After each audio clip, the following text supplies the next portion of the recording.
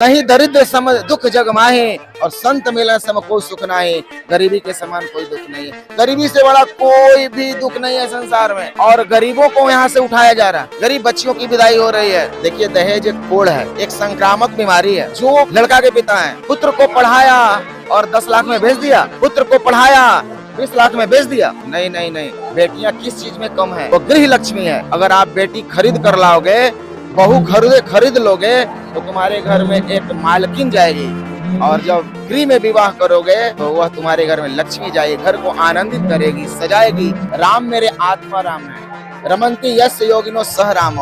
राम आपके अंदर आत्मा रूप में है, आपके संस्कार में है, मेरे संस्कार में है। राम ने तो ये सिखाया ना कि पिता के साथ कैसे रहो, माँ के साथ कैसे रहो, भाई के साथ, पत्नी के साथ, और यहाँ तक बताया कि अपने दुश्मनों के साथ कैसे रहो। राम ने कहा भिलनी को हृदय से लगाया, झूठा बैर खाया, केवट निषाद को गले से लगाया, पांव पखार दिए, सुग्रीव बंदर को मित्र बनाया, शत्रु के भाई को दिल से लगाया, और यहाँ तक कि मंत्रा जो जंगल भेजवाई कुचक्र लगा करके, उस मंत्रा को ही माँ कहकर संबोधित किया। तिलोथू और रोहतास जिला का सबसे अच्छा कंप्यूटर संस्थान IIT कंप्यूटर स्वर्णकार गली तिलोथू, जहां मात्र 1000 रुपया महीना देकर के आप कंप्यूटर सीख सकते हैं। तो जल्द ही एडमिशन कराएं। आइए हम इनसे बात करते हैं और जानते हैं कि यहाँ पर जो सामूहिक विवाह हो रहा है 51 जोड़ों का, उस पर इनका क्या कुछ कहना है। अच्छा, यहाँ पर जो शादी हो रही है इस पर क्या कहना चाहेंगे? 51 जोड़ों की सामूहिक शादी हो रही है। 3 वर्ष पहले हम लोगों ने शुरू किया, जिसके अध्यक्ष जोगेंद्र कुशवाहा जी हैं और संस्थापक नीतीश कुमार जी हैं। मैं इसका उत्प्रेरक हूँ। 3 वर्षों से पहले हम लोगों ने तिलोथू के ठाकुर बाड़ी में 6 बच्चियों का, पिछले वर्ष 24 बच्चे का, और इस बार 51, और हम लोग सोच रहे हैं कि 2025 में 151 बच्चियां हो जाएं, और हमें सफलता ही मिल रही है और गरीबों का सहयोग हो रहा है। एक पिता जानता है, गरीब पिता, कि गरीब लड़की के विवाह में उसको कितना मशक्कत करना पड़ता है, कितनी परेशानियों का सामना करता है।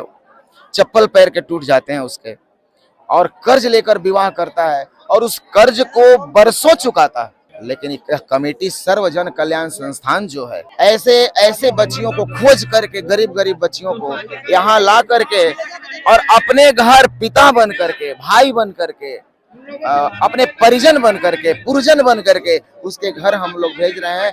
या इस संस्था के सारे कार्यकर्ता मिल करके भेज रहे हैं। बहुत अपार आनंद, अपार खुशी हो रही है। और आप लोगों से भी निवेदन है, इसको आप लोग दूर दूर तक पहुंचाइए।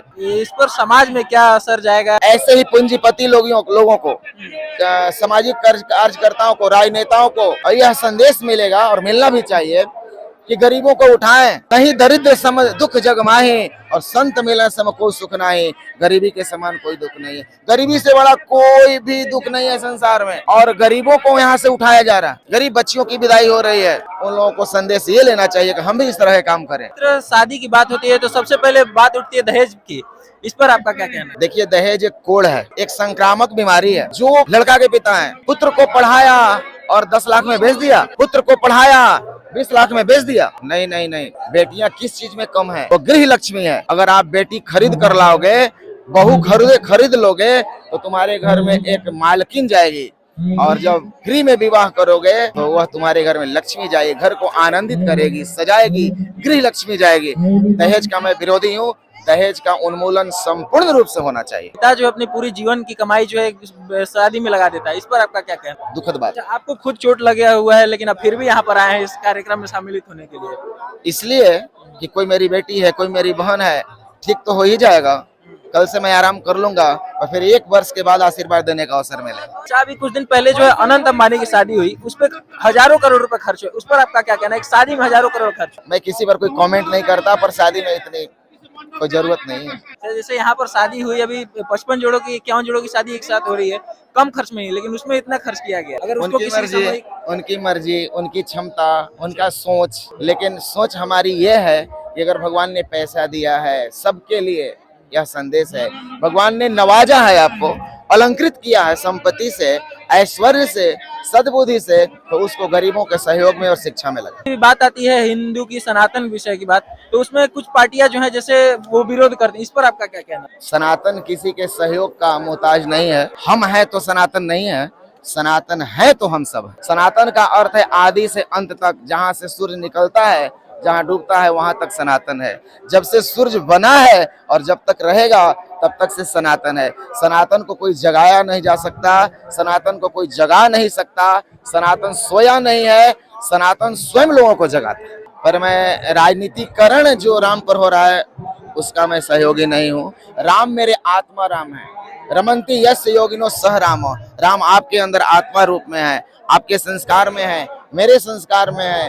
राम ने तो ये सिखाया ना कि पिता के साथ कैसे रहो, माँ के साथ कैसे रहो, भाई के साथ, पत्नी के साथ, और यहाँ तक बताया कि अपने दुश्मनों के साथ कैसे रहो। रावण लड़ने आया है, पत्नी का हरण किया है, और श्री राम कह रहे हैं कि पत्नी को वापस कर दो, मैं क्षमा कर दूंगा। तो दुश्मनों के साथ भी करुणा, प्रेम, समाज के सबसे निचले पौधान पर बैठी हुई बुढ़िया सबरी के झूठे बैर खा लिया और मानव को मित्र बनाने की छोड़ दीजिए, बानर को मित्र बना लिया, पशु को मित्र बना लिया। राम ने समरसता का संदेश दिया, राम ने प्रेम और करुणा का संदेश दिया, राम ने मर्यादा का संदेश दिया। चले राम के पद चिन्हों पर, अब इतिहास बदलना होगा। राम राजनीति में नहीं है, राम धर्म नीति में है। राम विग्रहवान धर्म, राम कण कण में। राम ने कहा भेलनी को हृदय से लगाया, झूठा बैर खाया, केवट निषाद को गले से लगाया, पांव पखार दिए, सुग्रीव बंदर को मित्र बनाया, शत्रु के भाई को दिल से लगाया, और यहाँ तक कि मंथरा जो जंगल भेजवाई कुचक्र लगा करके, उस मंथरा को ही माँ कहकर संबोधित किया, कैकेयी को भी क्षमा किया। तो राम ऊंचे जाति के नहीं है, कोई जाति धरती पर नहीं है, हम सब राम के हैं, हम सब कृष्ण के हैं, हम सब शिव के हैं, हम सब एक हैं। गॉड इज वन और ऑल इज वन। देखिए काफी अच्छी बात कही इन्होंने कि God is one all is one. अच्छा एक बात बताइएगा कि लोग कहते हैं, मतलब एक अफवाह बना हुआ है कि राम जी जब भगवान थे और वो तो फिर हिरन का वो क्यों शिकार करने गए? ये कथा है, वो शिकार का अर्थ बहुत कुछ होता है। सी उपसर्ग व्याकरण का लगा है, ग्रामर का सी उपसर्ग लगा है, और सी का अर्थ होता है शिष्ट। वे ऐसे पशुओं का शिकार करते थे ना जो समाज को हानि पहुंचाए। और राम अगर भगवान मानते हैं, राम अगर भगवान है, वो जानते थे कि वो मारीच है, वो शिकार, वो हिरन नहीं है ना। माया का मारीच चला, मायापति को भरमाने, वो मारीच था, वो जानते थे, उसको दंड देने गए थे, वो किसी का वध करने नहीं। हमने बहुत सारी विषयों पर मतलब स्वामी जी से बात किया, राजनीति के विषय में भी हमने कुछ पूछा, और रामायण के बारे में भी जो लोगों की गलत धारणा बनी हुई उस पर भी हम लोगों ने बात किया। इस पर आपका क्या कुछ कहना है कमेंट बॉक्स में जरूर बताएं। मिलते हैं आपसे अगली वीडियो के साथ में, धन्यवाद। तिलोथू और रोहतास जिला का सबसे अच्छा कंप्यूटर संस्थान IIT कंप्यूटर स्वर्णकार गली तिलोथू, जहां मात्र 1000 रुपये महीना देकर के आप कंप्यूटर सीख सकते हैं। तो जल्द ही एडमिशन कराएं।